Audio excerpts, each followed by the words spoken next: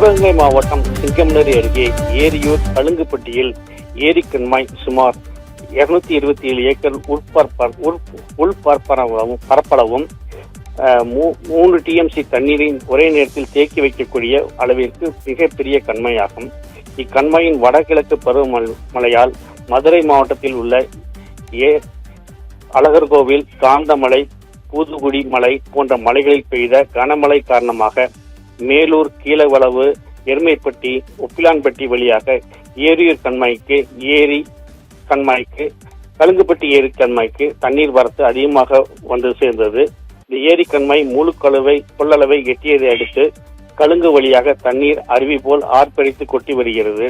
இதனால் சுற்று வட்டார பகுதியை சேர்ந்த சிறுவர்கள், இளைஞர்கள், பெண்கள் என ஏராளமானோர் குடும்பமாக ஆனந்தமாக குளித்தும் தண்ணீரில் குதித்தும் செல்ஃபி எடுத்தும் மீன்களை பிடித்து மகிழ்ந்து வருகின்றனர்.